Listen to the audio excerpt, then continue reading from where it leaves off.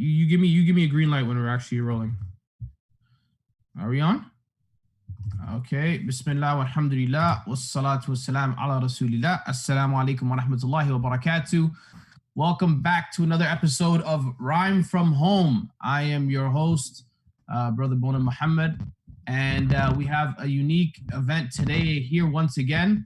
We are going to be presenting and featuring, Muslim Islamic poetry and artists from our community, all for a good cause. Alhamdulillah. Part of why we are doing this event today is to help raise awareness about the situation in East Africa, the COVID-19 situation, and of course, helping to raise funds to support the ongoing efforts of Araha relief on the ground in East Africa. You should be able to click on the link in the description if you're watching on the Facebook video. Otherwise, you can go to araha.org and find out more about how you can support and get involved in this wonderful initiative. So I advise everyone to please try and do that as soon as possible, inshallah. We have about 6 poets that are joining us today. I'm going to ask all the poets for now to keep your video muted. Okay, keep your video muted as well as your audio. And once we call upon you, we'll bring you guys up onto the quote unquote main stage. We have 2 guests who are going to be joining me today as our judges. We have my Cody, we call him here on the streets, my co-defendant, okay, brother Ammar AlShukry, who's been with us for all the events here, and he's donating a lot of his time to this cause, so I really do appreciate it. Ammar, are you there? Assalamu alaikum. Wa alaikum salam. What up? What up? Okay, your mic's a little bit low, huh? Or maybe you're far away from the. I am far. Better? 1 2 1 2. Yeah, there you go. A bit better. Okay, and our second judge is someone who I'm really excited for, Sister Naima B. Roberts, who is from the UK. She's just opening her fast right now. She's just having her iftar right now. So she's going to be joining us in about 7 or 8 minutes. So I told her she could just join in whenever she wants, okay? So I've given a breakdown to all of the contestants. Before we do begin, though, maybe we'll stall a little bit to give Naima some time.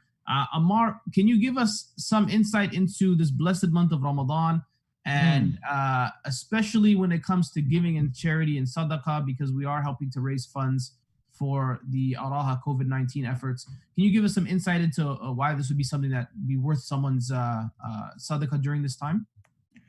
Alhamdulillah, salatu salam ala rasulillah. We are not just in the month of Ramadan, but we're in the last 10 of the month of Ramadan. And Allah subhanahu wa ta'ala calls it ayyamin ma'dudat.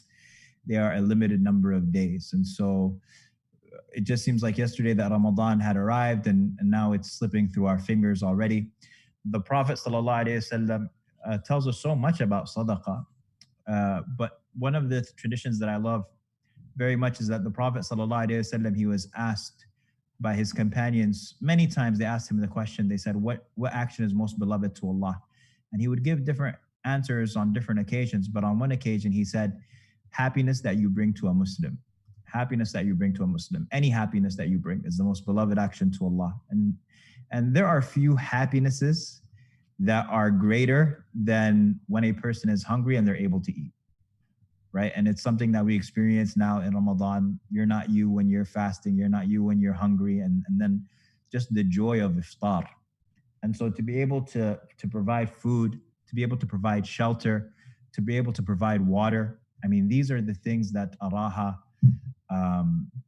is engaged in the Horn of Africa. You're talking about towns and villages where it's poverty that we have never experienced, and many of us could never even imagine.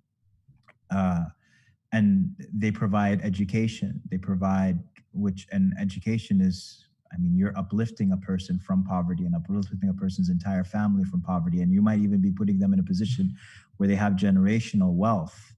And so the reward of a charity that you give, and one thing in particular that I'll tell you about giving in these types of places is that we are in a position of privilege where we don't have to belittle anything that we give. because $1 or $2 or $3 there, you might not consider it much for yourself. You know, it might not even get you a cup of coffee. But for those parts of the world, that might be enough to sustain a person for days and days and weeks, or it might be able to provide food for an entire family.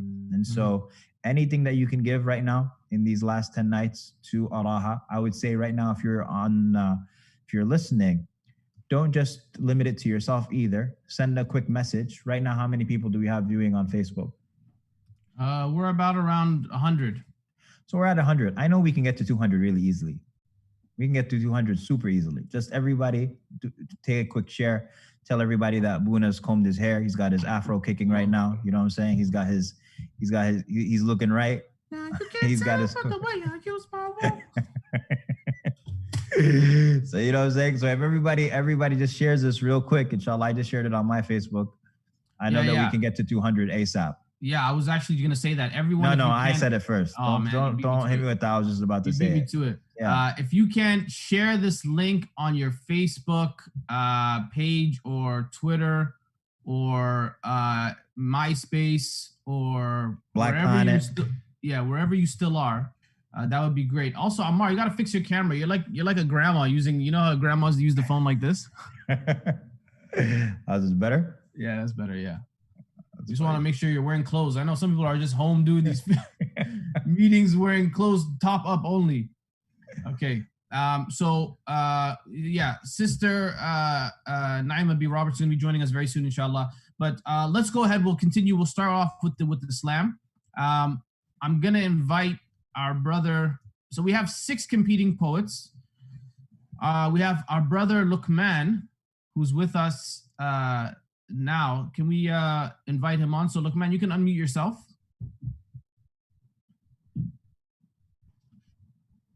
You can go ahead and unmute your mic, Luqman. Yeah.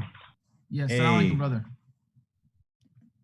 Then he muted everything. Okay, can you hear us? I can hear you. Assalamu alaikum. Wa alaikum salam wa rahmatullah. How are you doing, brother? I'm good.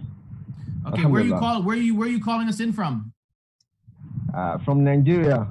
Nigeria, Allahu Akbar. We had a sister from Nigeria last time. Remember, Ammar? Yeah.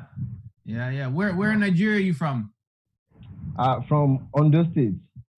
Oh, is that in the north or the south? That's around the southwest. Okay, mashallah. Okay, so you've already broken your fast. You're ready to go. Of course, we broke our fast like 2 hours ago.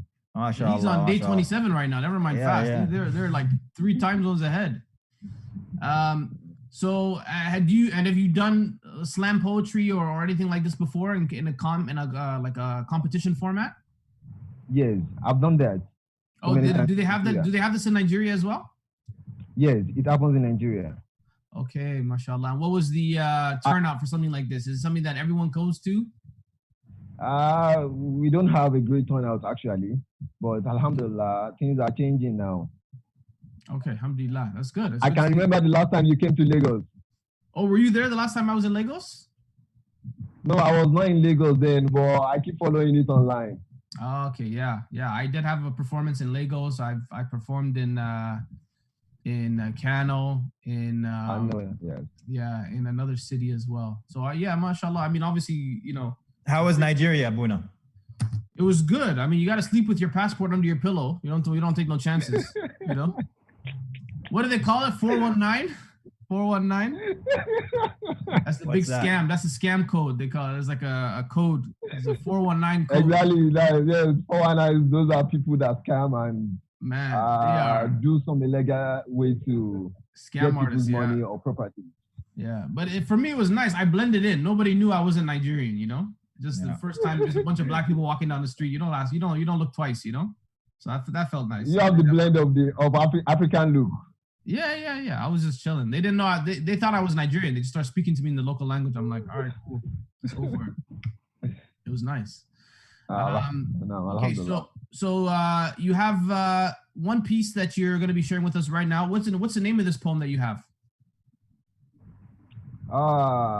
The Shaitan. That was the title of the poem. It's called the Shaitan? No. Okay, Bismillah. Put your shades on when looking at shaitan. Yeah, I'm just gonna freestyle with everybody, man. Okay. Go ahead, brother Luqman. Anytime you're ready. Now, I'll start now. It goes thus. Why do you want him to win? Because it's obvious we all listen to him. Is it that we forget that then when he was to be expelled among angels in heaven, his promise is to mislead all human beings? You see, we are all supporting him because our action really conform with it. Because we have made him to tell us the purpose of our being, and he has succeeded in defining to us what our lives don't really mean. He made it seem like this life is not going to end. We all forget that we live like we are not going to live. We never appreciate the chance of our existence, spending life on frivolities. We all lose our value to money and luxury, and we lose the regard for honor, praising thieves, terrorists, and adoring cruelty. We all lose the regard for dignity, so we do as we like, even if it's wrong, we don't want to mind, as long as it's giving us popularity. We lose the regard for patience, so we're blinded with the loss of anger and anxiety, and we lose the regard for the truth, so we conceal no sincerity. We lose the regard for justice, right, and equality, so we cheat no legit. We lose the regard for knowledge, celebrating ignorance. And husband has no respect for wife, so they beat. As we lose the regard for life and peace, so we fight and kill. We live our life on politics. Our leaders know nothing about humanity. They keep treating us with hostility. I wonder why a nation will still suffer the basic social amenities. We lose the regard for physique, promoting body scars and transgenderism. We believe makeup is beauty, so we neglect our originality. And our ladies know nothing about how worthy their body is, so they strip. And our men aren't strong enough to withstand this temptation. No wonder there is a lot of rape on the streets. And we lose the regard for physique, so as we lose the regard for God. We lose the regard for nature. We are all addicts combating reality. We poison our seeds and hurt our grains, and we are unable to appreciate our Creator, and we all sin. And this is due to him. Some people call him sapien. Generally, they call him Shaitan, but we call him Iblis. Do we forget that that has been his trick, the one he used for Adam to eat from the tree? And for that, Adam was commanded to leave the garden. He can only sugarcoat a bitter for you to make you listen to him. Do we forget he has no place in a place? He has no place in a place after this. And his place will be hell, and all his followers will go with him. Should I remind you of how this place is? It's a blazing fire greater than the hottest fire in this world, 1,000,000 degrees. Can you believe a fire that burns body into ashes immediately and reform the body to be born again, and no help can come from anybody, not even your kids and kin? The steam alone can rip up your body's skin, and the dweller will loudly scream in a painful, horrific steam. This is a place anyone wouldn't dare to be, so please, let's all wage war against him. Let's all adopt righteousness, neglect being anxious for this world, and be anxious for God, because if he's capable to fashion a place as beautiful as this world, then he's capable to fashion a place called heaven. And I seek refuge from the accursed devil. Peace. Assalamu alaikum. Wa alaikum salam. MashaAllah. Okay, very good. Ammar, you want to give some feedback? So, feedback number 1, and this is always number 1, memorization. We say in French. Memorize the poem. Since when did you learn French, by the way? I just put an accent on it. You know what I'm saying? Okay. But that is number 1. Okay, so you're reading, which is fine. You had a very good cadence. You had definitely confidence. Felt like you've done this before lots of times. But memorization just gives you complete command of the piece.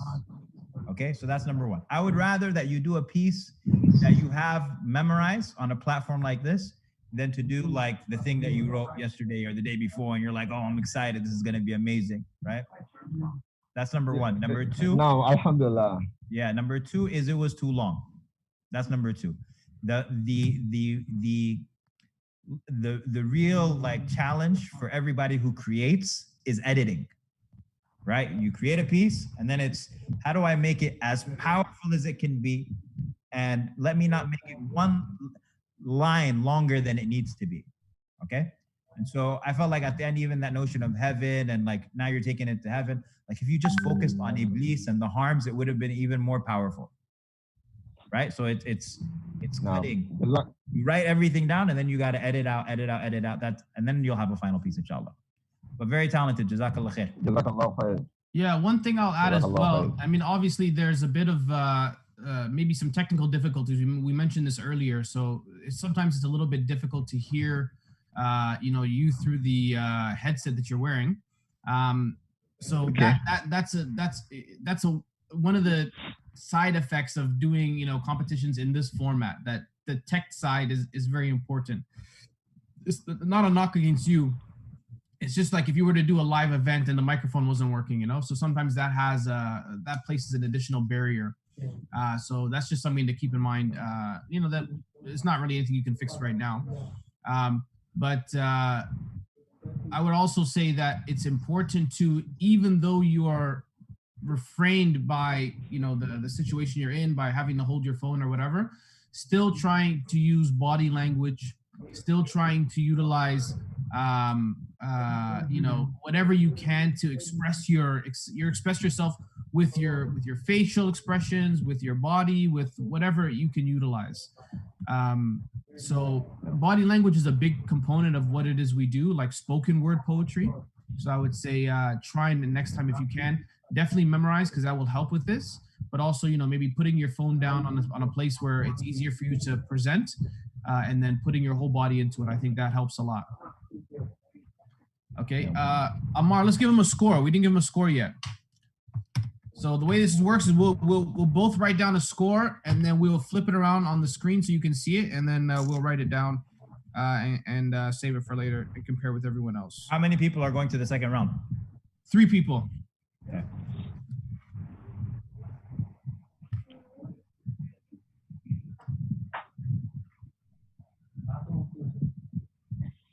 Okay, you ready, Ammar? Yeah. Okay. 3, 2, 1. Oh, wow. Okay. So you got a 7 and a 5. You got a 7 from me, Luqman. Yeah. Wayakum, man. If you're looking for someone to scam, get this guy, not me. I'm just kidding, man. I'm just kidding. Yep. Don't judge me with the normal Nigerian. No, I'm just kidding. I know Nigerians are great. Don't worry, I'm just playing with you. Okay. No.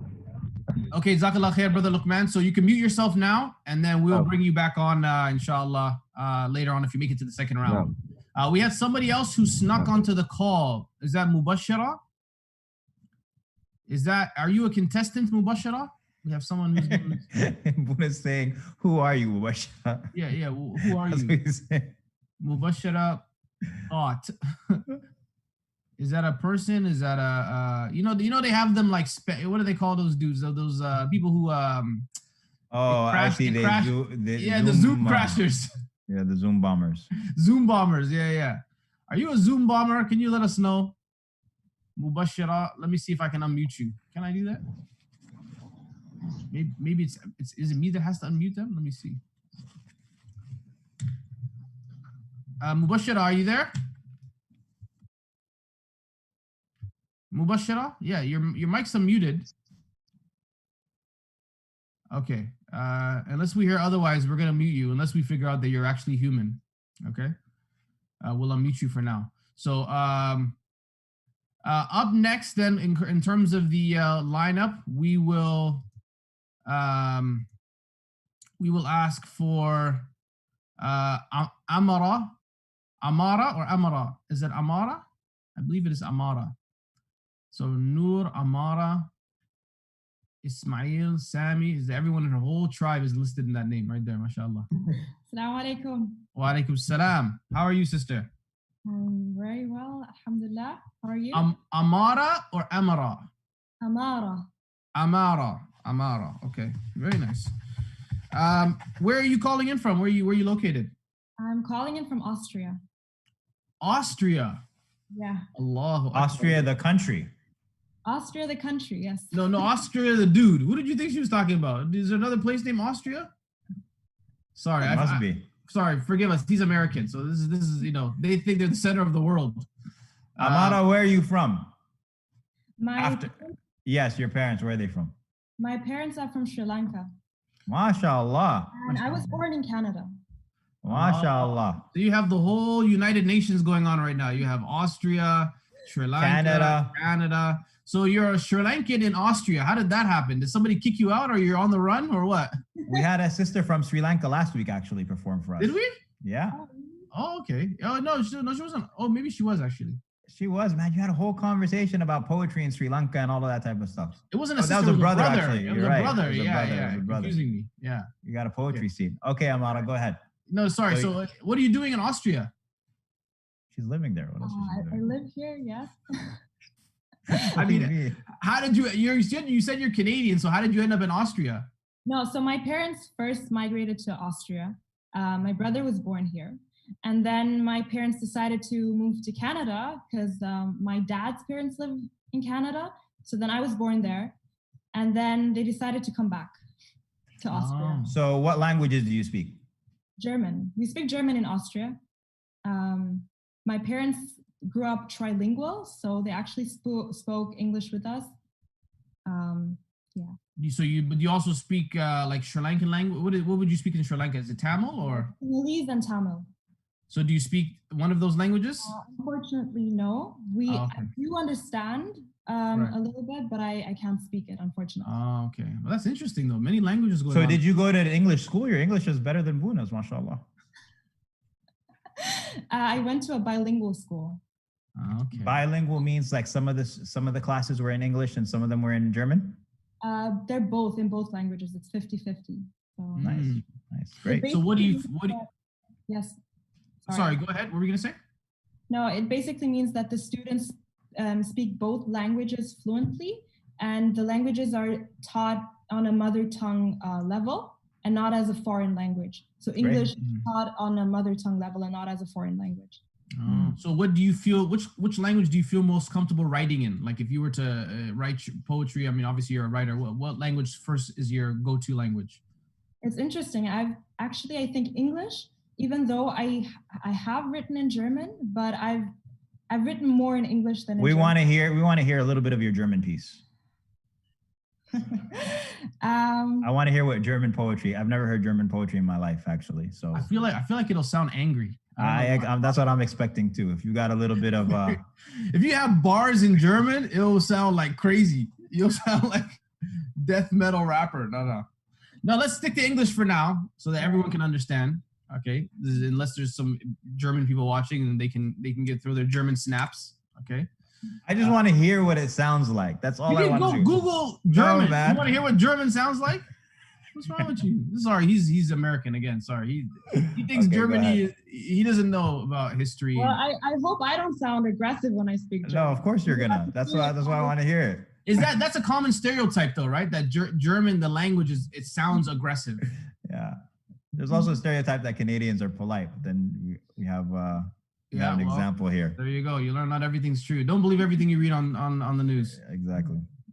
Okay, so Sister Ammar, let's hear your piece. I keep messing it up. I don't know why. It's to be honest, I just woke up. It's not that hard. It's not that hard. But go ahead. I just woke up actually. That's probably where it is. Let's hear your piece. What is it entitled? It's called Puzzle Piece. Puzzle piece. Okay, Bismillah, anytime you're ready.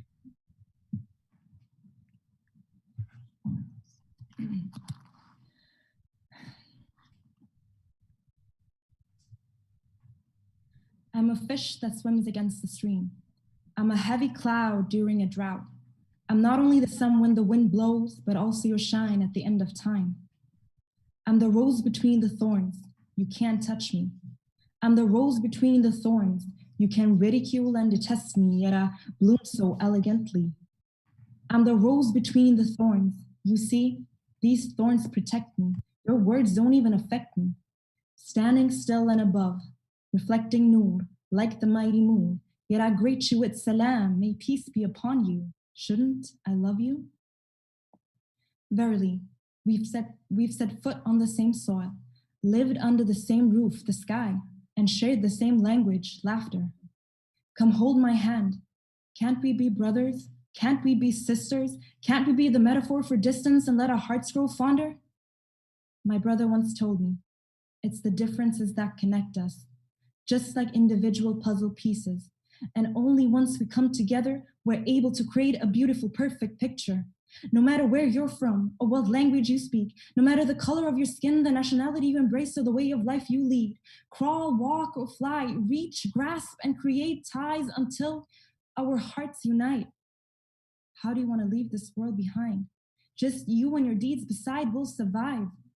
Don't you want to be the spark in the black sky, the voice that created a smile in someone's life, the seeds that grow as trees and grant shelter to those in need?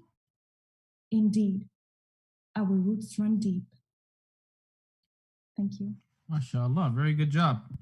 I like it. I mean, I think you definitely have a good cadence. Have you done like competitions or anything like that before, either here or in Germany? I'm sorry, in Austria? Not really. No, okay. Is there like a poetry scene, kind of like slam poetry scene in Austria? Do you know of? I'm sure there is, but I wasn't really involved. I know the youth in Austria did organize, and I did audition for it, but I didn't really make it to the. Okay, well, I mean, it sounds like you've done this before, so that's good. You have the right cadence, you have the right attitude. I think in terms of the performance part, one thing I'll tell you, and I tell this to a lot of people and everyone, is that sometimes as writers, as poets, we have like a poetry voice in our head that we think poetry is we think poetry is supposed to sound a certain way, right? And that can almost it can come across as a little bit cliche, like in terms of the voice that we put on.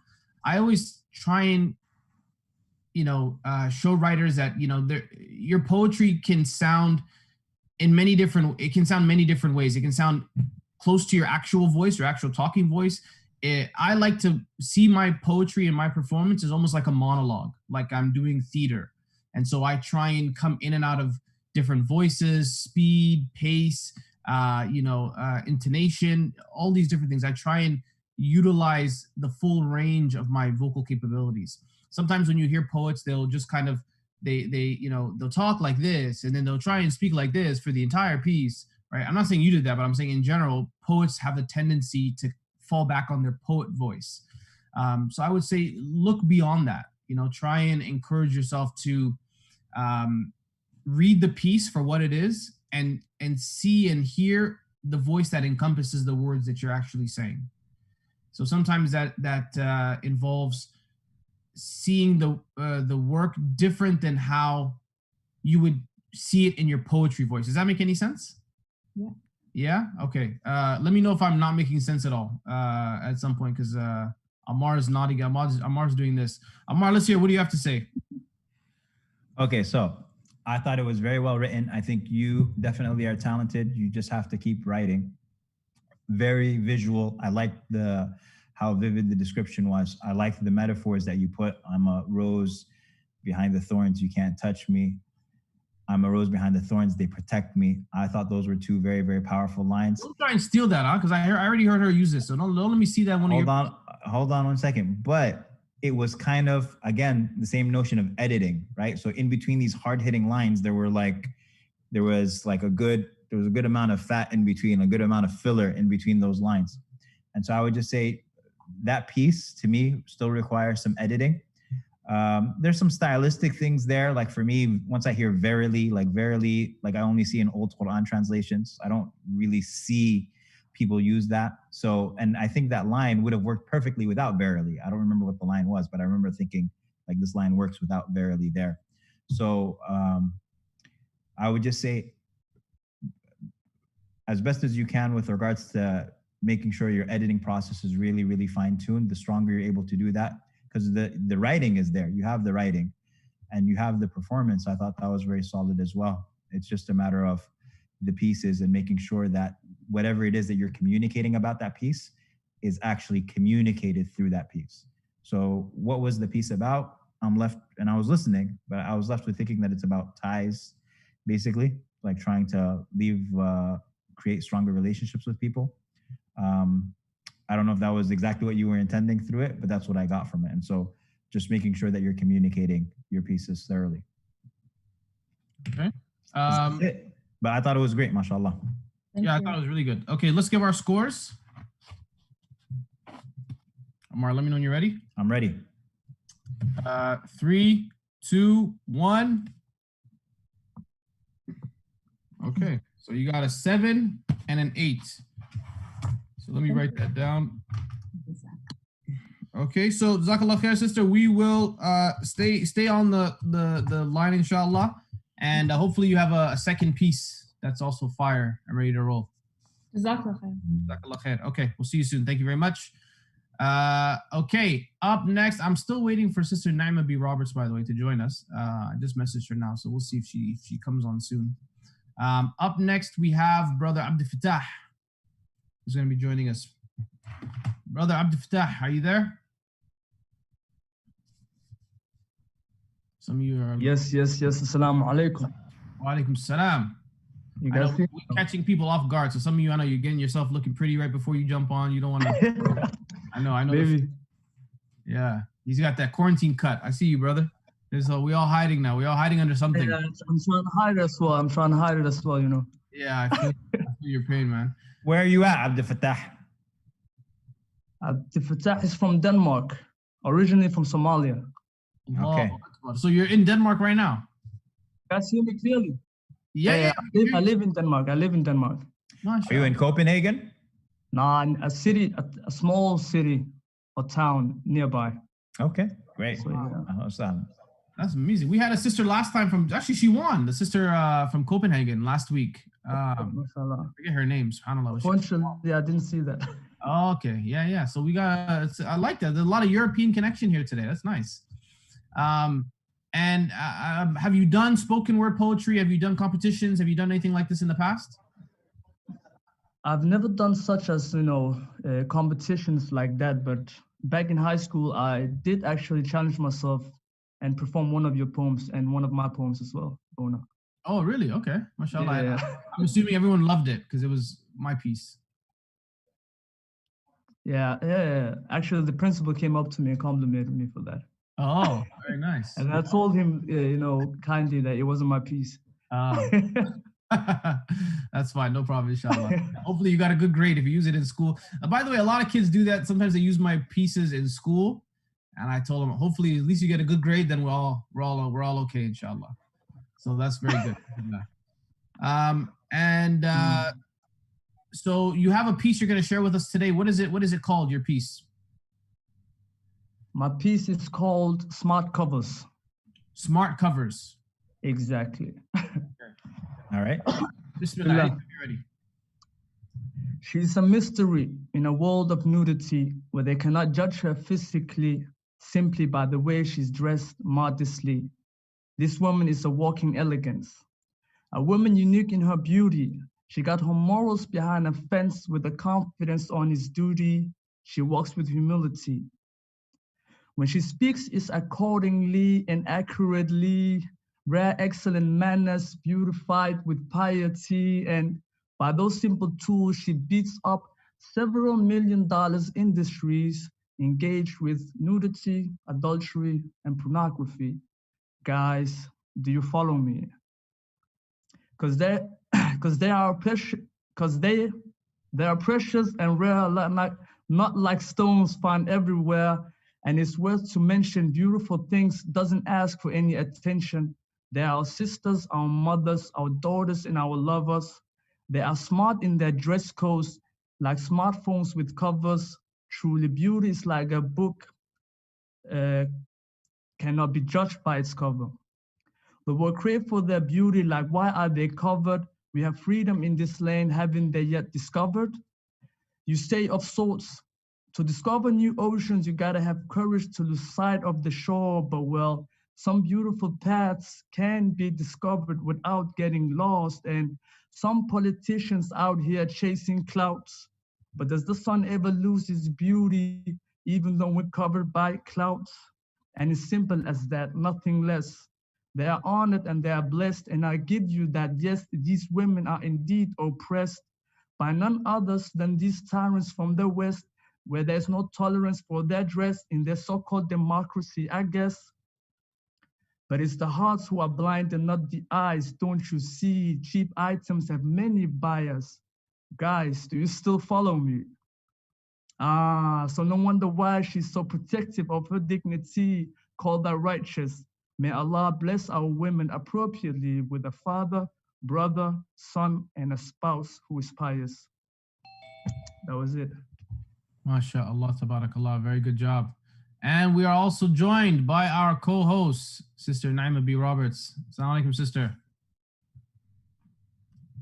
Can you hear us? Or let me, do I have to unmute you? Or we can't, okay, we can hear you, or no, you can hear us. Yeah, we can hear you now. Yes, wonderful, mashallah. Jazakallah khairan for having me. It's great to be here. No problem. Thank you very much for joining us. Did you catch that last piece? I literally just hopped on now, so sorry. I just literally have managed to get in now. Perfect. Ammar, what did you think? I thought it was good, mashallah, Abdul Fattah. There were some rhyme schemes in there that I really enjoyed. You tried different flows throughout the piece. So the stuff that Boonaa was just talking about having, trying different things within the piece and not making it one particular pattern. I thought that was there. I enjoyed it. Jazakallah khair. Okay. Ammar, can I speak? Yeah. Done? Okay. So one thing that I think is really important, I'm happy that, this is a platform, by the way, this is a safe space. I want poets to be able to hear critical feedback that, you wouldn't just hear by anybody on the road, right? Like, this is us as poets, as writers speaking to you guys as well. So one thing that I think is important to think about is personalizing your writing. A lot of times we have this tendency, especially I find this with Muslim writers, to speak from an ivory tower, right? We look at society, we look at issues going on around us, and we, are quick to point things out, but we rarely include ourselves in the discussion or in the piece itself. And it's almost doing a disservice to our own perspective, because, somehow you should be involved somehow in your piece. This is, it should be your perspective on what you're seeing, but somehow you should be involved in it. So, and I see a tendency in a lot of brothers to talk about hijab and to talk about sisters wearing hijab. And sometimes we talk about it from like an outside perspective. Obviously, we don't wear hijab, right? So sometimes it is a bit strange that we have this fascination with talking about it from the outside. I think if you want to talk about a topic like that, try and personalize it somehow. If it's a story or an incident or something that's happened to you or a family member, think of a way to include yourself in the piece. Because I think the easy thing to do is to talk about things from an ivory tower, and I'm sometimes guilty of it as well. I'm not perfect sometimes in some of my writing, but I know for myself, I always try to include myself or my perspective in what I'm seeing around me.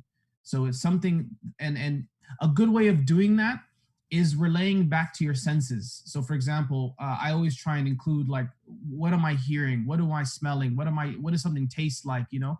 These are ways that people can personalize something, and it helps them to really kind of connect more on a personal level with what it is you're saying. I think a tendency and a lot of, and this is not just you, I'm just mentioning this in general so that everyone watching can benefit.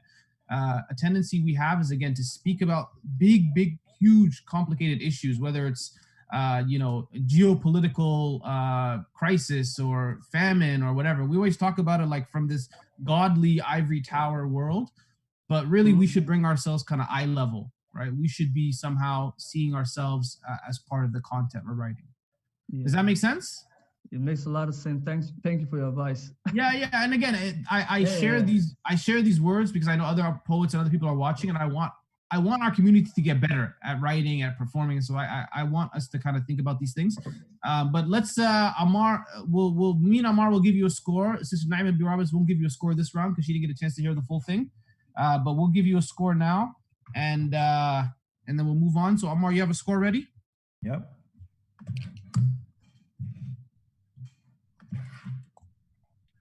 Okay, you ready? Flip it around in 3, 2, 1.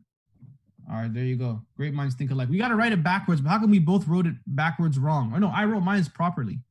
Mine right? Mine is right. No, how is that possible? Ours look different. Okay. Yours is wrong. Is mine wrong? Okay. Yeah. We'll see. Okay, Jazakumullah khairan, brother Abdul Fattah. Thank you very much for your time. Stick around, inshallah. Hopefully you make it to the next round. And we'll see you soon, inshallah. Okay. So like I mentioned, joining us, we have also our third judge, Sister Naima B. Roberts. For those of you who don't know her, she's... Welcome, Sister Naima. Have you ever met Brother Ammar, by the way? No, never met. No, okay. So Sister Naima, for those of you who don't know, is a accomplished writer. Has written a lot of children's stories and books, published like, I don't even know how many books, probably like 700 or something like that. Yeah, something like that. Yeah, like around 25. So, and I think why I wanted someone like yourself specifically for today is because you also have a different style of writing than perhaps myself and Ammar. And there are a lot of writers sometimes that come onto this program and we don't represent their style of writing, so we are biased against them. So I was like, it would be good if someone who, more inclined to that type of writing to give some critical feedback as well. So we're just giving each person a score out of 10 and some feedback, and the top 3 move on to the next round. Okay. We have someone who's still in the chat or in the program box here, Mubashara, who I'm like pretty sure is some type of Russian bot or Russian troll who's come to infiltrate us. Okay. Mubashara, if you're there, can you write in the chat box so we know you're human? Otherwise, you will be terminated. Okay. Okay. Up next, told me that I was going to have to spit some bars. I did. You still want to? Let's do it. Yeah. Well, I mean, I'm not like you guys. I'm just going to give a disclaimer. Mashallah, some of our brothers and sisters are skilled with freestyling and also skilled with memorizing and being able to just say it off the top of their head. Unfortunately, I'm not one of these people, but I would like to share a piece that I wrote, which is called Oh Sculptor. And I posted on my Instagram a week or 2 ago, mashallah, and it was very well received. So then you guys can see a little bit of kind of, my style. Yeah? Yeah, bismillah. Okay. Bismillah. Oh, sculptor, was it you who etched those lines between her brows? Those fine lines that used to fade when she smiled but looked like permanent now? Chiseled in. Oh, painter, was it you who tinted the hair at the sides of her temples gray? That dark hair that used to bounce but lies limp, lifeless like a long drawn-out sigh now? Beaten down. Oh, storyteller, was it you who created the self she has grown to hate? The self with the power to do nothing, see nothing, hear nothing, say nothing, know nothing now? Emptied out. Oh, fortune teller, was it you who foretold that she would come to nothing if she left? That she would become a toy for men who pretend to love her, who would use her and leave her dried out and empty with a belly full of a new life, fatherless before birth, who would defile her if she left the sanctuary that her home was meant to be, who would speak her name with forked tongues, cutting her reputation to ribbons, stealing her children's birthright, even as they came in for the sit-downs, one after the other, one after the other, one after the other, until she couldn't remember who was Abu who? Strung out. Oh, naysayer, do you see her now? She smiles away the frown lines. Her hair is a silver crown. She holds her selfhood closely and guards it fiercely, jealously, like a mother. And do you see her children? They surround her now as they did then, and their children call her Nana.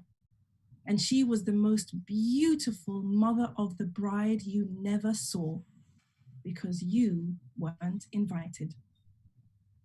Allah, Allah, Allah. Man, Ammar, I'm missing my sound effects.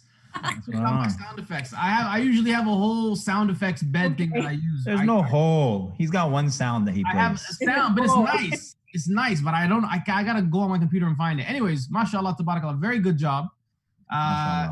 You can give me a score out of 10. Oh, 11. I give you 11. I don't even have it written down. 11. No. Very good job.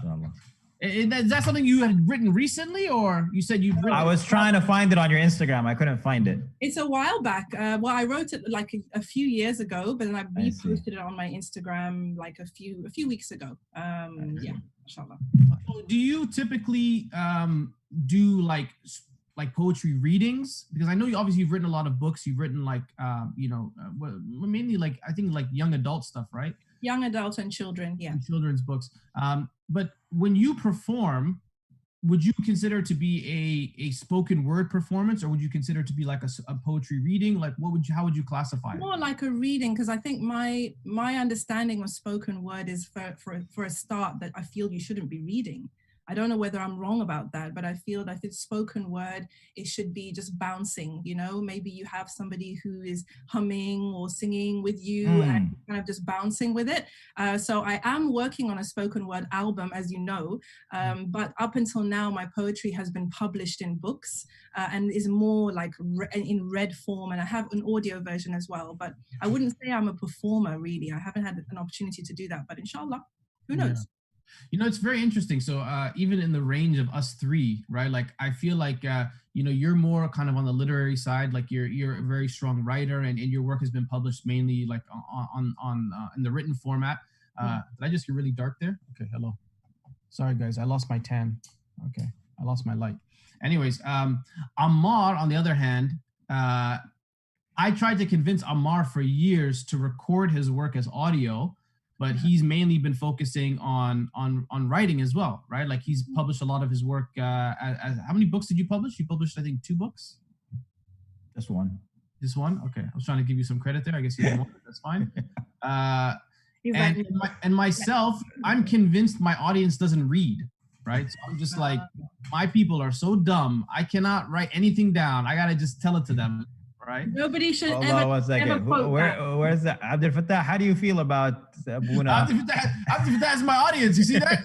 He didn't even read it. He just stole what I said. That's my peoples, man. That's how they roll. Those are my peoples, So wow. I don't feel bad about that, but it's just funny because I'm also noticing a trend in the current climate of writing and of spoken word and poetry, where it actually seems like people are going back to the written word more, especially with iTunes and with albums and the digital side of things happening more. It just feels like I don't know. For me, I want to explore the written side a bit more. Yeah. Just my work doesn't look the same on paper. It doesn't do the same. Yeah, because if you see my work on paper, it to me doesn't feel complete. It's the performance of my work that I try and put a lot of oomph into, and that kind of makes it, I think, stand out a little bit more. Because otherwise, I'd be competing with people like you that actually know how to read and write. Whereas my audience, Stop saying that, Boonaa. It's not good. This is not a good thing. But what I would say, Boonaa, and this is for all poets and all creative people, I'm firmly of the belief that if you want your work to last and you want it to be preserved, you must have it in written form. Please, you must have it somewhere compiled. For future generations, because, there will come a time, and I always say this, there will come a time when somebody will be at university, they'll be doing a master's, they'll be doing a PhD, and they will choose to do a PhD on Muslim spoken word artists from the 2000s, right? Because it's a thing. It's something that's an emerging art form. It's something that has a lot of power of persuasion. It's a part of our Muslim culture now, right? And we have so many wonderful talents coming in, especially from the Horn. If you notice, from the Horn of Africa, from Somalia, Eritrea, that area there, we have, Chad, exactly. We have so much talent because that is an intrinsic part of the traditional culture there. So that's infiltrated into the modern Muslim culture. So I'm telling you, one day somebody is going to do it if they haven't done it already. And if your work is available in print, you've got another place that researchers, people who want to look over this can actually, really see, well, what was this guy really about? What was the body of his work? And YouTube might not last that long, Yeah. YouTube and Instagram, they're transient. So anyway, that's my soapbox. I'm off it now. So done. Yeah. No, I think you're right. I think, and I, by the way, I have had people like PhD students who've actually already used my work sometimes in research, and they always ask for the written form. So that's why even if you look on my YouTube videos, I always include the written form in the description of the video, but it's almost like secondary. And so one person on Facebook commented, Hanan said, well, we can read, we just don't want to. So one of my fans here. So that tells you a little bit about my peoples. But you're right. No, I think there's a lot to that. I think definitely getting stuff written out is the way of the future. Okay, let's continue on, inshallah. We have 3 more guest performers that are going to be joining us. We have Sister Monica, who's with us. I thought it was Monica because that's the way it's written, but it's actually a lot more ethnic than I thought. So Sister Monica, are you there? Hi. Yes. Hello. Yeah. How do you pronounce it? Monica Gadsby. Monica. Yeah. And where are you from? Well, my parents are from Kashmir, India. Okay. But I was born and raised in Canada. Oh, so you're from Toronto, or where are you from in Canada? So we are west of Toronto. In which city? I know Toronto geography. Yeah, the province. So they're in Ontario, and we're the neighboring province to the left of it. So Manitoba. Nice. Did you say you're in Winnipeg? She's in Manitoba. Yeah, Winnipeg. Winnipeg City, Manitoba, the province, and then that's the center in Canada. Wow. Ammar, do you know where Winnipeg is? He's American. Do you guys throw your M's up when you say Manitoba? No. They can do this. Manitoba and Winnipeg. You don't do Winnipeg? No, Manitoba and Winnipeg. This would be a good gang sign. No, we see in rap videos. I just don't do it. But you don't do Winnipeg? I'm from Winnipeg. Are there any rappers from Winnipeg? You gotta stop though. there are some big rap crews from Winnipeg. They were all native though. I don't know if you know, like they were called Res Official. Actually, I did an event with them many years ago. Big rap crew from Winnipeg. Have you guys heard of the Lytics? Of who? Say it again. The Lytics? No, they're a rap group from Winnipeg. They tour across Europe too. Oh, okay. Yeah. They're in the latest hockey commercial. They just signed a deal with last year with Apple, and they were in a commercial. Oh, you sound you sound like you're their manager or something. Oh, it's just local love, man. I see. Yeah. She's representing. Local love. Yeah. Okay. There's an art scene out there. There's an art. I've been to Winnipeg many times, by the way. Oh yeah. Yeah. A few times at the university, all over. Yeah. Cool. So it's cool. I like the city. Okay, so you have a piece you're going to share with us today? Yes, I do. What is it called? It's called Love Conquers All. Love Conquers All. Okay, Bismillah, anytime you're ready. All right. When you know you found true love, it conquers all. When people find out about you, it will start a brawl. The way people think is so small. Just looking at the color and being appalled. Almost got caught holding hands. That was a close call. Keep your business on a lowdown. He's black and I'm brown. Only holding hands when we're out of town. Feeling like a normal couple, only on vacation. But when I stand up for us, it gets lost in translation. People's minds are already made. Telling me what I'm doing is a downgrade. Our struggle to be together only made us stronger. I couldn't wait to make you public. I can't hold it in any longer. Front page, here we go. Finally put our business out, shit is about to blow. People waiting with their shovels to bury us 20 feet below. Drowning in negative words at an all-time low. Oops. I have a technical difficulty, sorry. No problem, keep going. Trying to plan a wedding, regardless of the rooster crow. People always worry about, what will others think? We finally made it public. People couldn't stop staring. They couldn't even blink. Dagger eyes follow us around as if we were haunted. The attention we get, I swear, we were on America's Most Wanted. What people think of us is none of my concern. I can't wait until people learn that being racist will only take a downturn. Take the time to get to know us and you'll be surprised that we are just like you guys. Fast forward 10 years later to this present date. Holy crap, we made it through all that hate. We even created our own seed. Update. We proved love conquers all and that we're soulmates. Building up from hardship proves that we are strong. Love conquers all. Spread the message from here to Hong Kong. You hear that, Ammar? In case you disagreed.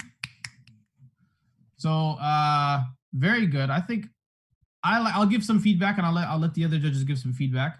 I like that it was personal. That to me is always a big plus. Well, first of all, is it personal?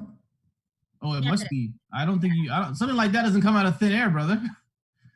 That's something that you'd have to experience, I think, to really be able to articulate. I like that. I like that you made yourself vulnerable. You know, you put a part of you out there and spoken about something that's personal to you. I like that. I think that in terms of spoken word, okay, the rhyme scheming and the presentation of it was it could have been increased a bit. It could have been a bit better, I feel. I think that the writing was good and the presentation and the performing could have been better. And that would have enhanced the overall piece. I would have liked to have seen more emotion in some of the words you're saying, right? Because this is a very serious thing. You're talking about, I'm assuming it's you and your husband, or? Yes.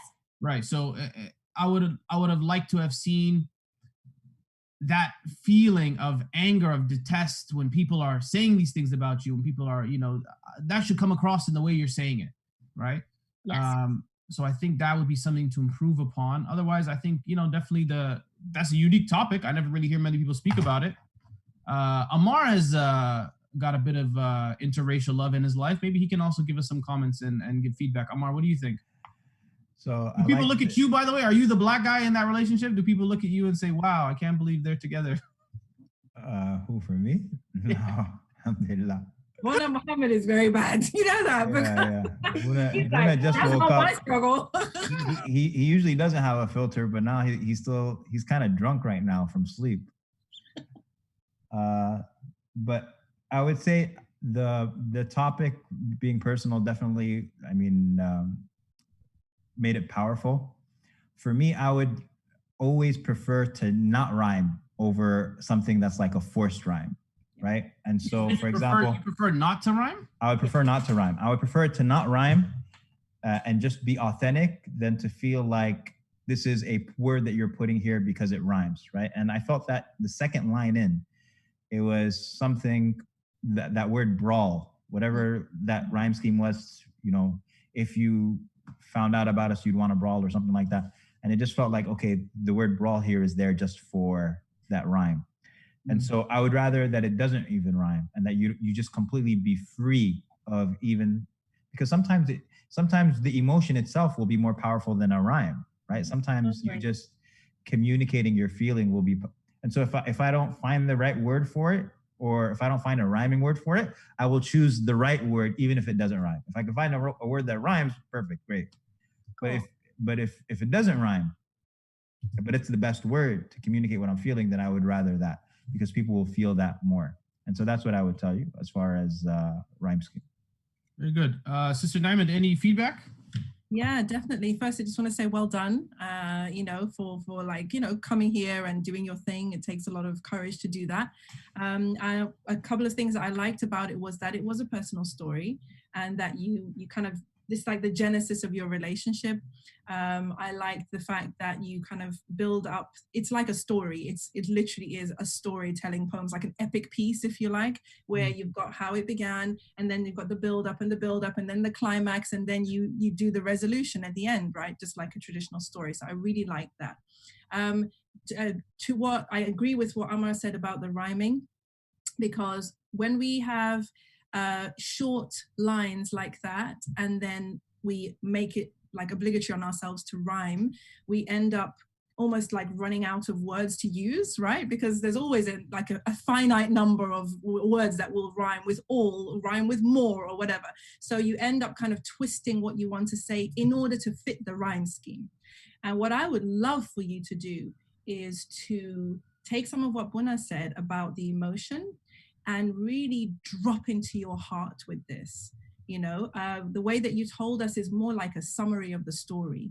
But what I really want to know is, well, what was that like? You know, just like what Boonaa said, you know, dropping into your heart and just literally letting the words spill from within to talk about that time. But it takes sometimes a bit of kind of digging, especially it was 10 years ago.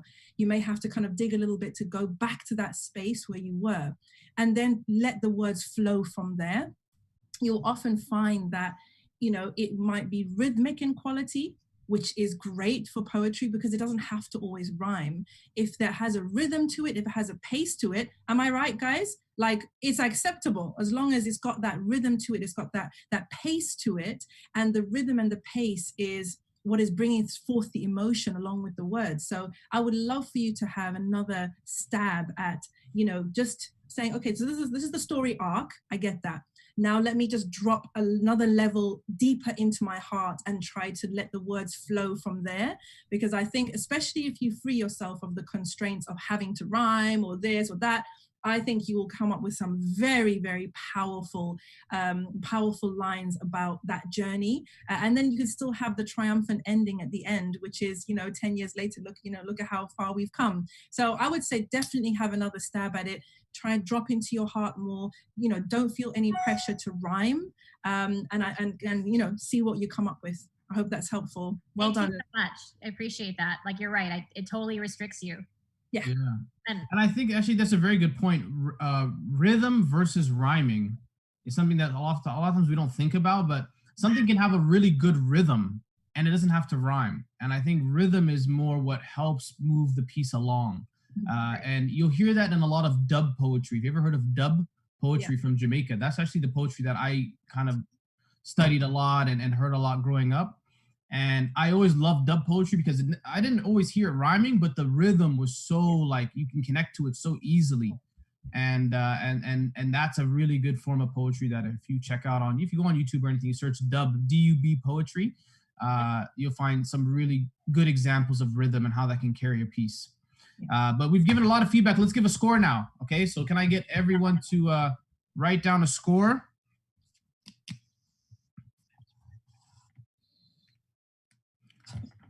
Okay, and we will flip it around on the count of 3. 1, 2, 3. So you have a 5, 6, 7. Naima's hating on you. I don't know why. That doesn't seem very like. I'm just kidding. Anyway, I'm not hating on you, Monica. No. This is good. This is great. I've never done this before, so this is pretty cool. So you did really well. Well done. You did a very good job.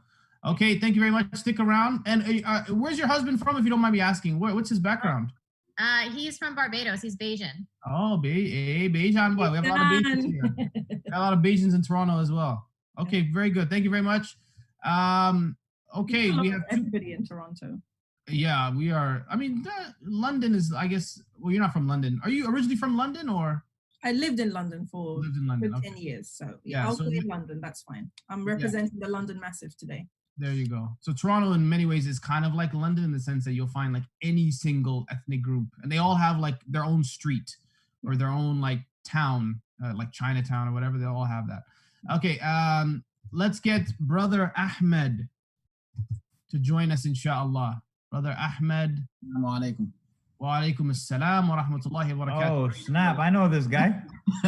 Your boy or what? Yeah. Ahmed, we got Orlando, Florida in the house. Alhamdulillah. From Orlando? Well, originally from New York, and I have been living down in Orlando for about 5 years now. Oh, so you guys got the New York connection. Alhamdulillah. Okay, very good. And have you done any spoken word competitions, anything like that in the past? I have a spoken word collection called Divinely Inspired Art, but I haven't actually competed. I mean, I did perform Getting Jiggy With It in my high school talent show, but everybody has a past, so I don't think that qualifies. Okay. Can you give us the first 3 lines of Getting Jiggy With It? I can tell you it's na. No, that's not. What if it wasn't Ramadan in the last 10? Those are the first 3 words, bro. Those are the first 3 lines, stanzas. Okay. And would you consider yourself to be more of like a spoken word artist, more rap? Like, where do you kind of put yourself on that spectrum? Yeah, that's a good question. I'd say I'm a hybrid. I fall. I do like the hip hop type of vibe and the poetry in motion, but I do like spoken word as well. So I've done a little bit of both and find myself somewhere in the middle. Poetry in motion. You don't say, huh? Okay. Ammar, didn't you have a thing called poetry in motion? No, I have Quran in motion. Quran in motion. Sorry. Okay. That's much better. Allahu Akbar. Way better than what we're doing, brother. Don't even try and compete. Okay. What is your piece called, Ahmed? What do you have that you want to share today? First off, it's called Dean Dream Team. Oh snap! Dream Team. The rhyming's already started. Some inspiration in there, some rhyme in there. Yeah. Like that. Okay. Huh? All right. So Ahmed. From Orlando, originally from New York. Bismillah, go ahead anytime you're ready. Bismillah ar-Rahman ar-Rahim. The scene so serene, have you thinking it's a dream. The dean so clean to slam the dream team, got him waiting on the hook like my first name Kareem. That's Abdul Jabbar. I hate it when they say that I take it too far. At least I'm not rhyming about a model in a car. But they can't relate, son, cause it's far too far. Dang, that's a triple entendre. These lines too fine to find you, sitting on the plane of your brain just to remind you that the heavens are open. Me, I'm just hoping that you sit for a bit and maybe let it soak in.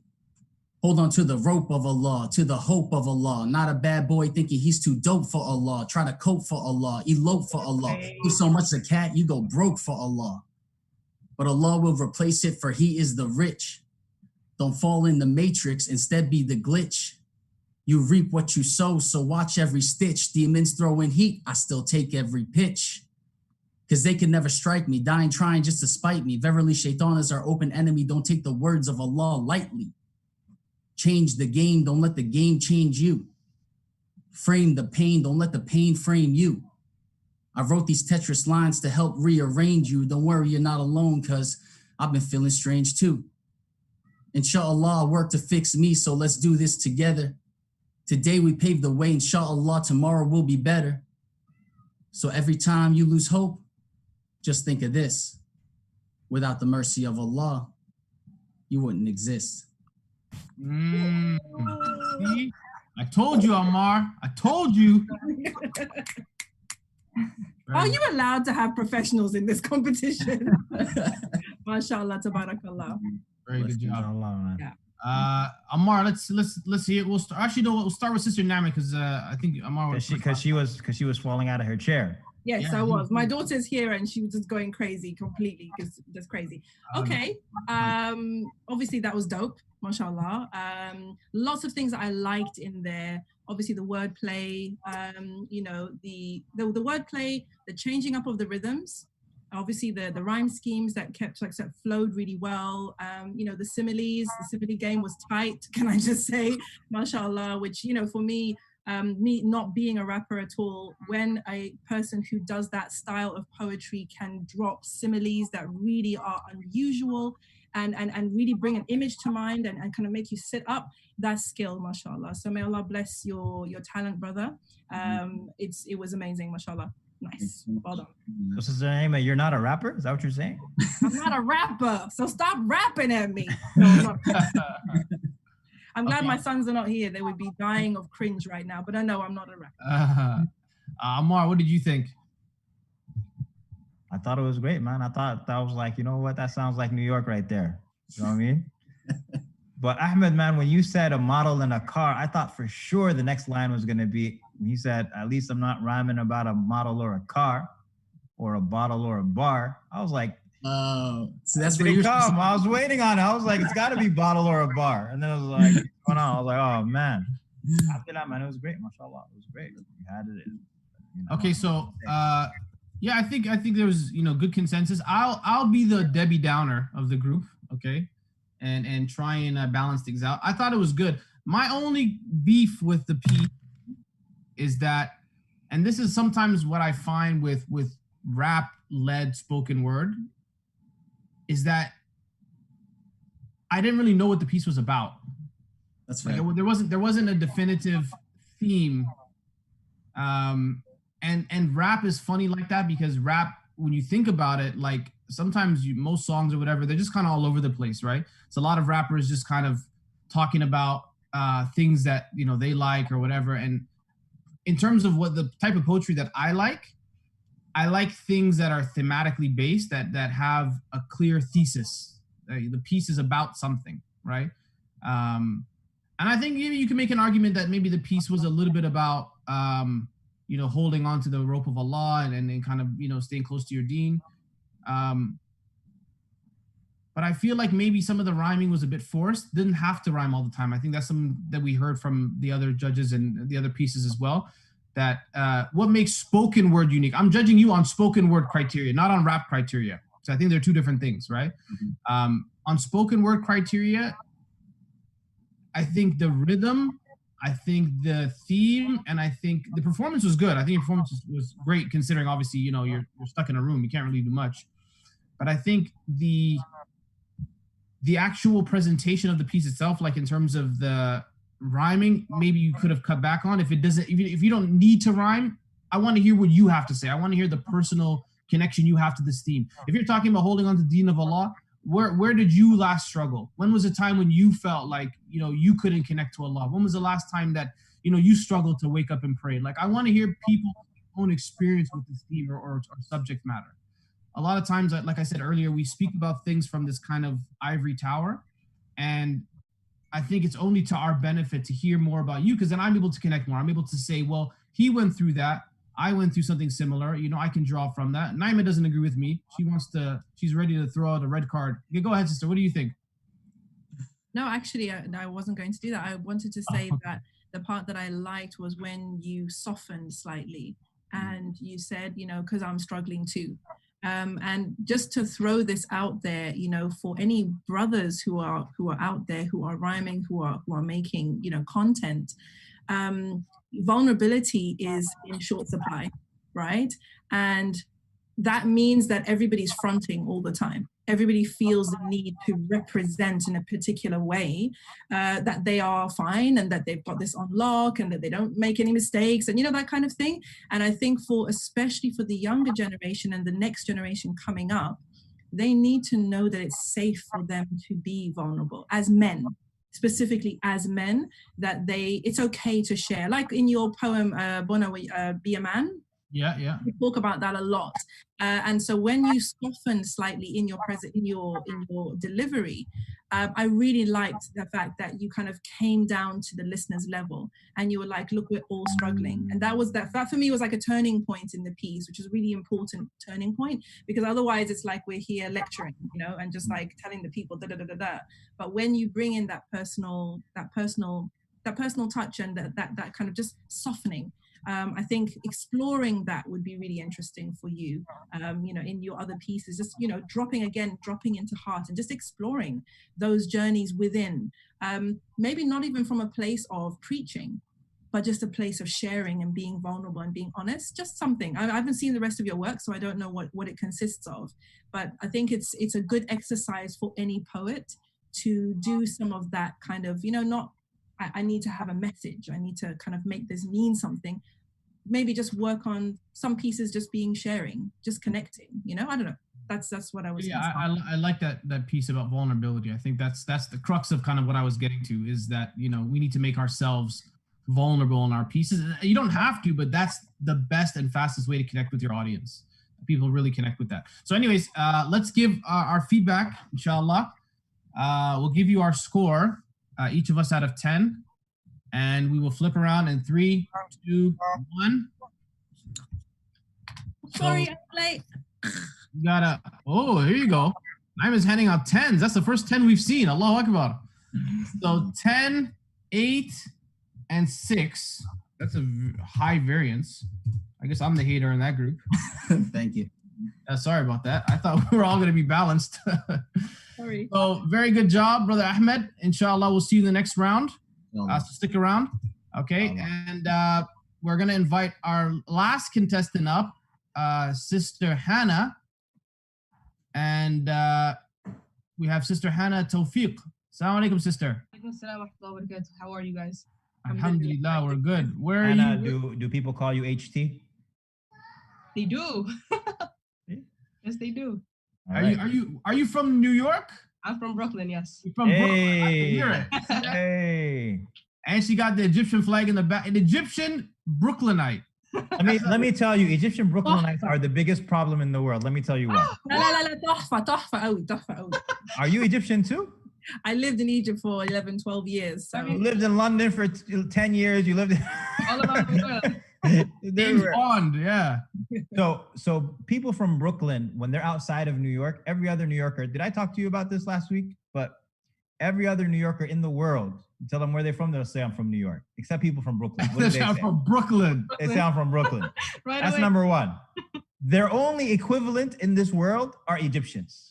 They're the only ones. Because Egyptians, right? Egyptians, like, you know how everybody else, they do this whole, where are my parents from? My parents are from here, but I'm from here. Egyptians, they could have a single grandmother who's Egyptian. Yes. and they will say, I'm Egyptian. Allahu Akbar. They've never been to Egypt in their life. I'm Egyptian. Right? Dunya. So when you're from Brooklyn and Egyptian at the same time, that's it. Special breed. That's a special breed right there. Allahu Akbar. MashaAllah. Very good. Thank you for joining us, Sister Hannah. Have you performed poetry in the past? I've done spoken words before, yes. Yeah? You did like competitions or anything like that? Not competition, just gatherings. Just gatherings? Okay, dope. She's saying it wasn't competition as soon as I showed up. Ooh, that's the Brooklyn in her. All right, there you go. Okay, good. What is the title of your piece you're going to be sharing today? I actually don't have a title for it, but it's about Ramadan. It's about Ramadan. Okay, very good. Bismillah. Untitled. Untitled. There you go. Anytime you're ready, inshallah. The new moon rides high at the crown of the metropolis, shining, the vibes are positive. I'm overcome with a feeling that I felt before. A familiar face came, steady knocking on my door, repertoire of multiple blessings, invaluable lessons, and a ticket to the heavens. Salam, old friend, haven't seen you in a while. Last time you left, I was begging for you not to go with every breath, and ever since you departed, my heart's been trying hard not to get hardened, but that's been a flop. Trouble's been piling up like Jenga blocks, hoping you can make the Jenga drop. Hope you're ready to lift some boulders off my shoulders. Life's been moving pretty crazy up and down like roller coasters. I've prepared for you my emptiness and broken heart. Need you to restore my sanity that this dunya's torn apart. I see you brought with you the spirit of the deen, where air is apt to resurrect my heart and lead to the path of Mustaqim. The words of Al-Kareem, Ar-Rahman, Ar-Rahim, taught to us by our beloved Ameen and Muslimin. I've waited for your presence like a child waits for presents, and when you finally came, a child's smile turned to crescent. You come with forgiveness, and to that we bear witness. Paragon of virtue, your only flaws you leave with swiftness. 30 days, sunrise to sunset, a chance once a year to settle all of our debt. May your visit be worthwhile. May we go the extra mile. May we always be reminded lest we forget. The new moon rides high at the crown of the metropolis, shining, sky full of promises, purified souls and consciousness. Pray the Lord guides me in his providence. Where Brooklyn at? Where Brooklyn at? Where's Brooklyn at? I got 7 Macaulay. No.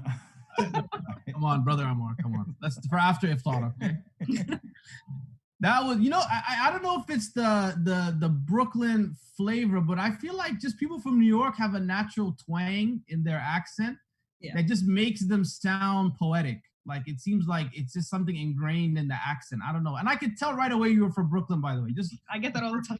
Yeah, you had like you do have a classic Brooklyn accent. Hardcore. Like he's like in a Martin Scorsese film, like in Goodfellas in the background. Like hijabi just, hey, what's going on, guys? Yeah. All right. So I liked it a lot. I think I liked the rhythm. I liked the rhythm that you had. I liked it rhymed, but it didn't feel too forced, which I liked and I appreciated.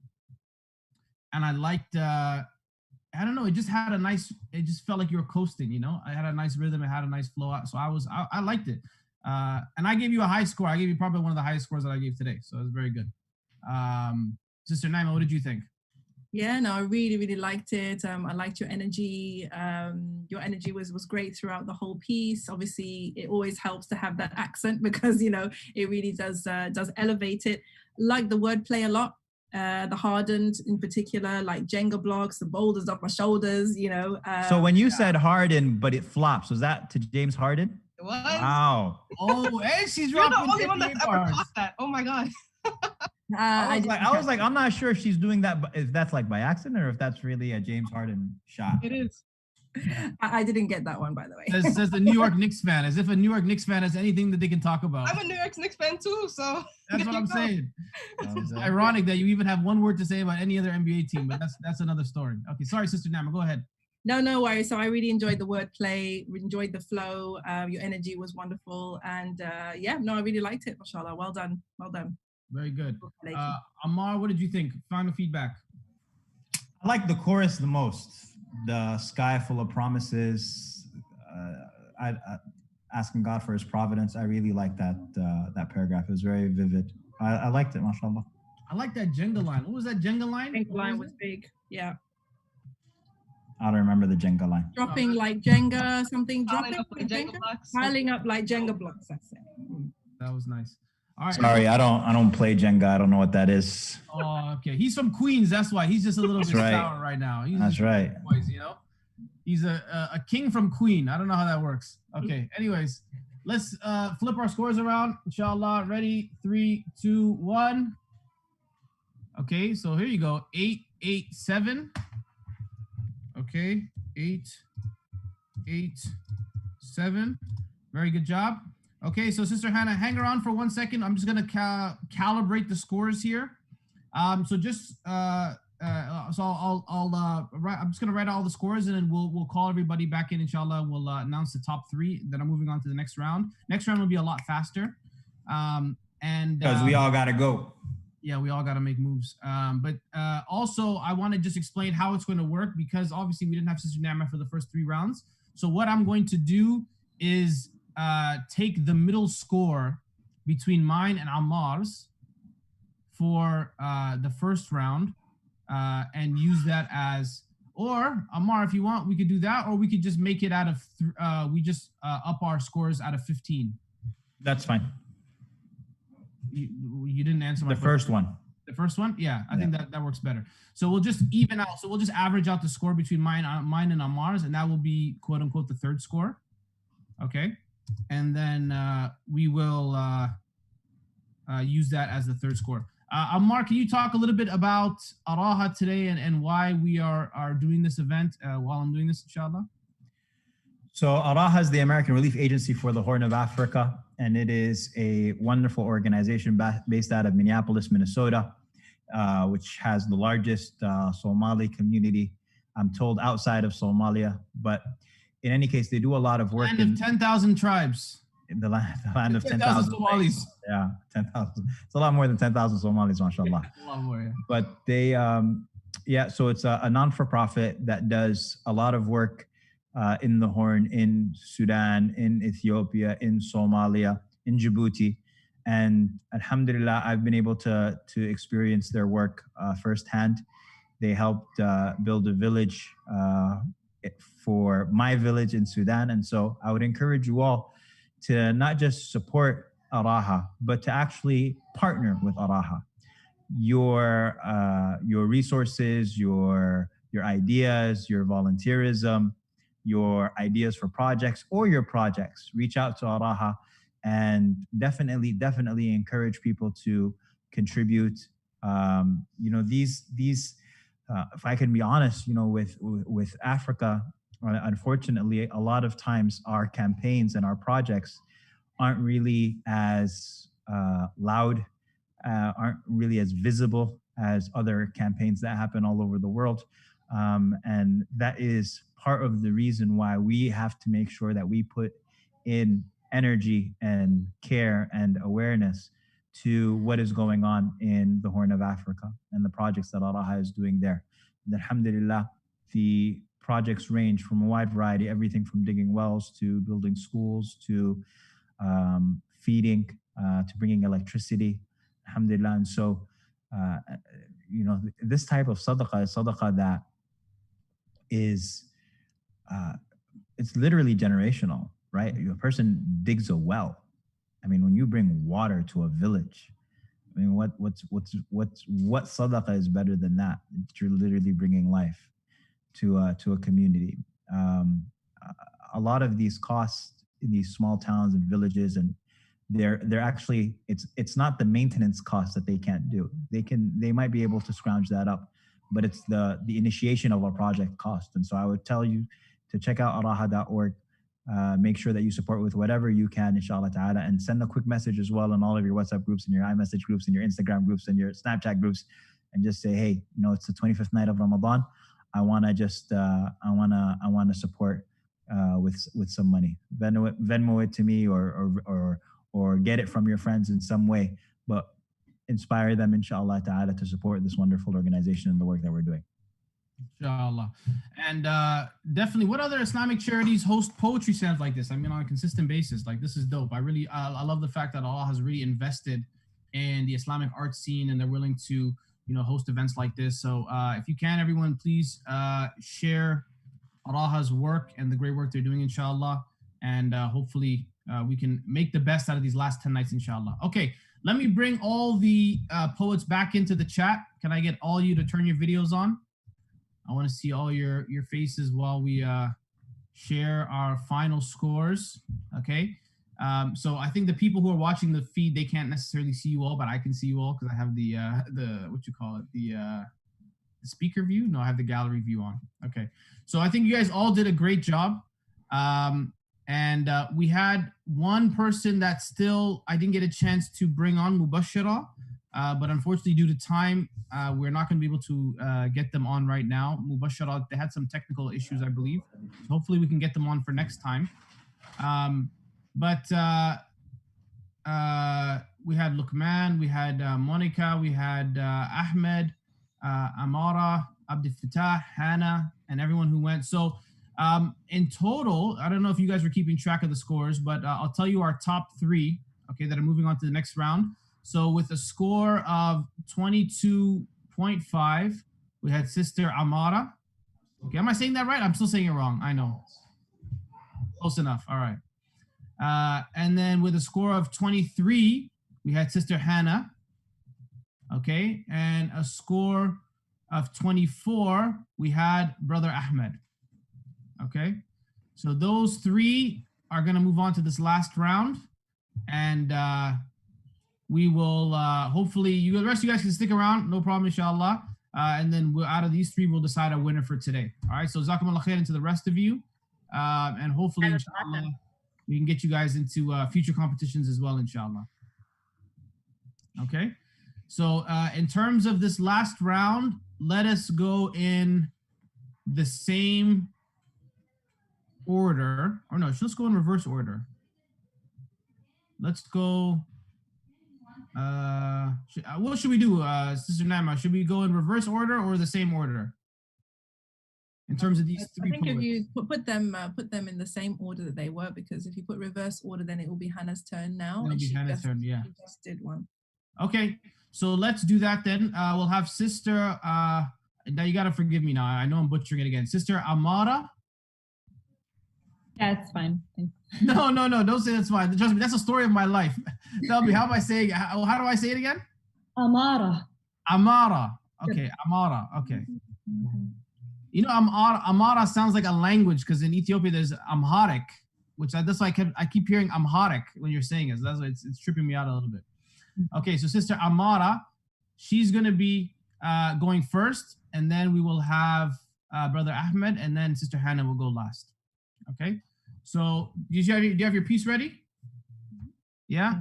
Okay. The German one or the English one? Oh, that's a good point. Sister Naima, by any chance, do you speak German? Oh, no. You didn't spend 10 years in Germany? 9. 9, okay. 9 years, or you say 9 like a word? Ich nein, sprechen Sie Deutsch? Something like that? Ja, sprechen Sie Deutsch? 9. The negative. I don't speak German, sorry. Okay, very good. So we'll allow you to do an English piece, inshallah. We don't want to confuse our American friends here. You know, the Brooklynites and the Queens people, they're very singular in their thinking.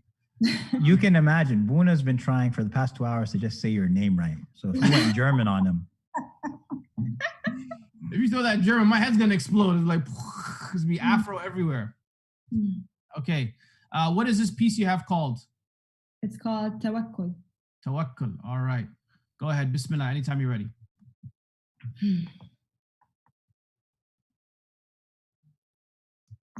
I'm not a preacher, yet alone a teacher. I'm not a scientist. I'm not even the Stein from Einstein, but trust me, my words are a keeper. Words have stung me deeper. I'm a fool. I'm a fool that waters the grass in the snow. I'm a fool that flies a kite in the rain. I'm a fool that believes love can cure, even though it backstabbed me right through. I'm a fool that believes your arms can lift me, even though they were made to bury me. Yes, I'm full. I'm thoughtful, I'm thankful, I'm grateful. I thank you for the scars. They've only directed me like a compass to my creator, where I found comfort and cure. Realizing my creator is enough. My creator is the only one I trust. I thank you for the pain and sorrow. I thank you for opening my eyes. To no one I shall open up. My Lord above is the only one to look me up. I thank you for the scars. They've directed me like a compass to my Creator.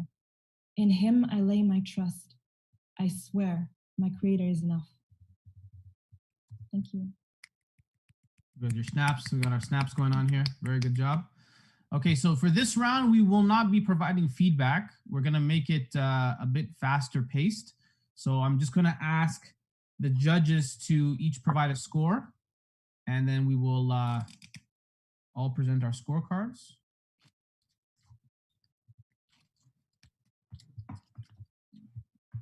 So is everyone ready? Okay, let's flip our scores around in 3, 2, 1. Oh, look at that. All minds think alike. So 7. The right one is facing the right way. Yeah, am I facing the right way? No. Oh, okay.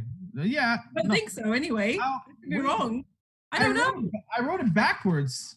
So that is correct. So did I. Never mind. I don't know. Yeah, I don't know how that happened. Okay. So 7 across the board. So not bad. Very good. Okay. And but remember, there are 7 days of the week. There are 7 heavens and there are 7 earths. Allahu Akbar. Allahu Akbar. Inshallah. Allahu Akbar. MashaAllah. That's why we have him here. That's why we keep him around. For gems like that. Okay, thank you very much. Let's go to our next artist, Brother Ahmed. Yes, assalamu alaikum. Wa alaikum salam. You had a high score. You had the highest score last round, but I was clearly hating for some reason. So now you really got to impress me, brother. All right, I'm the one that I got everything's rested on my shoulders. Okay. It's in Allah's hands, inshallah. Allah. You're right. Okay, very good. Okay. Go ahead, Bismillah. And what is this name? Does this title? This piece have a title or? Yes, it's called Real Reality. Real Reality. Okay, go ahead, Bismillah. One day I felt weird, like I was in a strange place. I felt rushed for some reason, like I was in a strange race. Felt like everyone was judging me, like I was in a strange case. I couldn't digest my thoughts, and yet they left a strange taste. But I couldn't waste my time thinking. I had to get to the market. I could have walked there in about 5 minutes, but I drove and took 15 to park it. I beat an old man to his spot, and I cut off a woman with a stroller. But I was thinking time is money, and I was only getting older. As I walked in, the greeter said, aisle 15 has the most amazing sale. But when I arrived at the aisle, the bread seemed kind of stale. But he said, don't you worry, give it a couple days and it will soften. Plus, you got to try before you die or you'll regret it in your coffin. I still wasn't convinced, but he seemed pretty certain. Plus, I thought everyone else is buying it, so I thought it must be worth it. I took like 20 bags and filled out about half my cart. Just then he came back and said, follow me, sir, if you're smart. Aisle 4 has some candy. It's amazing because it's so sweet. Right then I had this feeling I should retreat. But he said, just try a sample, and it was actually kind of nice. He said, eat all you want. It's not till the counter that you pay the price. Then I went on my own to aisle 17. Right then I had this feeling was so serene. Little kids were laughing, eating pickles, which was weird. But no matter how much the greeter yelled at them, they never even seemed scared. The kid said, hey, you want to try one? It tasted funky and yet delicious. Immediately, my heart said to me, wow, this is nutritious. I wanted a couple jars, but my cart was already packed. The speaker said the store is closing, so I hurried to pay for my stuff fast. I got up front to 2 cashiers. I swear they looked like a pair of angels. I even took a step back, took a look from different angles. Just then an alarm sounded. They said it's time to pay for what you collected. They said these are your deeds. They cost too much, so you're rejected. I thought I watched too many movies. This must be my dreams incepted. Then they pulled out a mirror and showed me the ugliness I reflected. I sat there and I wept. I realized it was Judgment Day. Good deeds were the only currency accepted, and yet I lacked enough to pay. To my admission into heaven, forever I'd be stuck inside these aisles. I thought, where did all the happy people go? Looked around and not a single person smiled. The greeter said, don't blame me. I only led you to the bread. I realized that stood for money, and lies is what I was fed. I realized the pickles were prayer. Man, I knew they were nutritious. Why didn't I believe those kids? They were too sincere to be fictitious. Just when I was feeling doomed, I felt some light beside me. I saw a beautiful angel who said he was there to guide me. He said, before you go, I have something to tell you, something you should know. before this dream dispels you. Just like your time here was a temporary fallacy, life's exactly the same way, and one day you'll wake up to real reality. Snap, snap, snap, snap, snap, snap, snap. Very good job. Okay, judges, can I get you all to write down your scores, please? And when you're ready, we will flip on the count of 3. 1, 2, 3. Oh, ho, ho, ho, ho! What is going on here? All 7s across the board. All right, I can already smell this is going to be trouble. Okay. Very good job, Brother Ahmed. Jazakumullah khairan. Okay, up next and last but not least, where Brooklyn at? There she is. Okay. Sister Hannah is going to present her last and final piece. What is the title of this piece? Dear Uncle Sam. Dear Uncle Sam. Here we go. Here we go. All righty. Okay, go ahead. Bismillah, when you're ready. I'm a voice of America, though Trump may not think it. Matter of fact, he's not my president. Neither was any white man precedent. Muslim Egyptian, American from inception. I'm on the phone with Uncle Sam, but my line got disconnected. Damn, Uncle Sam, guess you don't want to hear my story, but I'll relay it anyway. Brooklyn born and raised, New York City, USA. Caught out in Cropsies where I finessed my tray. Feeling like Steph Curry in his prime. Scrolling through Trump's tweets on my timeline. The president of the USA is throwing subs at the NBA now. That's some BS. Let me give you my 2 cents. Your professionalism fails to impress. The audacity of your lies has me under excess stress. Got me singing the red, white, and blues as I jump across puddles of muddy waters. Uncle Sam, why can't you accept me as one of your daughters? Why must I suffer from the stairs with my chest heaving? Why am I being attacked because of what I believe in? And I'm sitting outside heaven's gates as I humbly raise my hands. I say a little prayer for those who forcefully left their lands. Apologies if I refuse to stand in allegiance to the flag of the Republic, because right now, I ain't too happy with the position in which it stands. So tell me, Lady Liberty, where's the justice for all? You promised to give refuge to our tired and our poor, but now you got our babies sleeping coverless on the floor, little bodies washed up on the shore. Where did all go wrong? I'm not too sure. Maybe it's the hate that's been inherited. Maybe it's because we made Trump our president, can't really trust that man's intelligence. Couldn't help but take the jab, wouldn't Cassius be proud? All men are created equal and by the creator are endowed.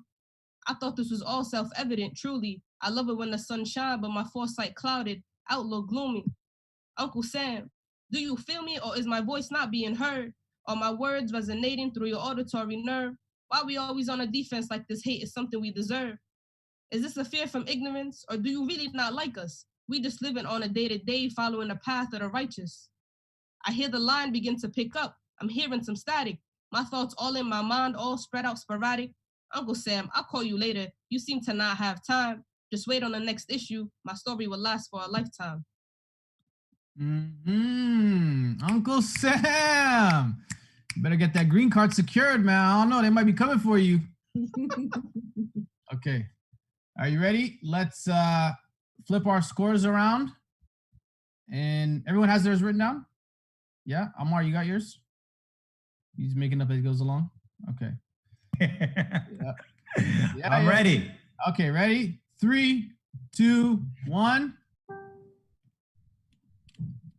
Ooh, okay. Very good job. So she got an 8, and a 7.5, which means that our winner for this week's spoken word competition, Rhyme from Home, is Sister Hannah Tawfiq. MashaAllah, everyone give her some snaps. Very good job. Jazakumullah khairan. Let's bring in everyone who's presented today. I want to thank all of you guys who had the courage really to share your work on this platform. I know for a fact it's not easy to do. This can be one of the most grueling process, especially if you haven't done it in the past. So I want to thank you guys all. I hope we gave feedback that was able to benefit you. I hope that you guys are able to improve and take what we said with a grain of salt and run with that, inshallah, and become better in your craft. And for me, this is a very important platform because I always wish that there was something that I could do to give back to Muslim arts and poetry. And me and Ammar were speaking about actually. Ammar, I think we're gonna have to come back with the hits, man. Let's do it. We had a group organization that we were really kind of, playing with a few years ago. It was called Hits Hassan Ibn Thabit Society. Okay, and the whole idea was to create a platform and a network of Muslim artists who can help mentor other Muslim artists and help kind of give creative, constructive feedback and really help people kind of navigate, the world of Islamic writing and poetry. So I love this idea, and I love this platform because it gives you guys a chance to make mistakes, right? That's the only way you're going to get better, is if you somehow make a mistake or start off lower and then become greater through, repetition and through practice. So that's what this platform is meant for. So I'm happy you're all involved with it. And everyone's performances will be available. Someone's asking in the comments, everyone's performances will be available on YouTube. So we're actually going to make this video available on YouTube afterwards. We'll send you guys the link, inshallah. You can watch the full presentation. What else did I want to say? Oh, I want to thank my two judges, co-judges for today, Sister Naima B. Roberts and my good friend and brother, Ammar AlShukry. Sister, where can they find you on IG, on Twitter, on Facebook, all that good stuff, website? Yeah, everywhere. Naima B. Robert, website's naimarobert.com. But Facebook, LinkedIn, Twitter, YouTube, everything else is Naima B. Robert. So yeah, pop around and say hello. So I normally post poetry and prose on my accounts, and on my YouTube I have a lot of poetry videos that we've been doing, and we are working on something else as well, especially for the sisters. It's not a very secret project, but it's inshallah a very exciting project that's especially for the sisters, inshallah. So keep your ears peeled, eyes peeled. Yeah. Keep both peeled, everything peeled. Inshallah. Something peeled. Yeah. I'm going to be working with her on that as well, inshallah, helping to provide help and support whatever capacity we can. And also I want to thank Ammar. Ammar, where can people find you? What's your Black Planet account? You still have a Black Planet account? MySpace? I have AIM Messenger. AOL. Do you guys know about AOL? You guys are young bucks, man. They don't know about AOL. They don't know about AIM? Do you guys remember Pal Talk? Oh my gosh. Pal Talk. Yeah, Allah. That was Leave that hub, man. Yeah, Allah. I forgot about Pal Talk. SubhanAllah. I don't know how many uncles spent years of their lives in Pal Talk rooms. On Pal Talk rooms. They could have been raising their kids when they were on Pal Talk. Ya Allah. I forgot. You're saying some people still use Pal Talk. Oh my word. Wow. I forgot about Anyway, I don't know about my Pal Talk, but my Instagram is Ammar_AlShukry. That's it. Ammar_AlShukry. Any projects coming out? Anything people can look forward to? Any new books? So artistically, what I've been doing this past Ramadan is I've been doing visual verses. Oh yeah, that's been dope, by the way. I love that. Jazakallah khair. Thank you very much. I'm a big fan of that as well, Ammar. Okay, thank you very much. Jazakallah khair. So I like the fact that you made those drawings yourself. Thank you. I appreciate it. I mean, I'm trying to do everything. I saw the Instagram a couple of days ago, and I was just it was very striking, the visual aspect. Yeah, I mean, the visuals aren't mine. I'm just sourcing them from an Instagram account. Are you serious? You can't believe that. But the thoughts are mine. So that's what can you say? It looks good. Alhamdulillah. So. Yeah, that was very good. And so you can find Ammar on IG, on Twitter, on all that good stuff. For all of you artists, inshallah, if you can put your handles, your websites, whatever you have in the comment box here, or you can also email Yura. He'll make sure to put it in the description of the YouTube video. So definitely big up to all you guys. Thank you very much for your time and efforts.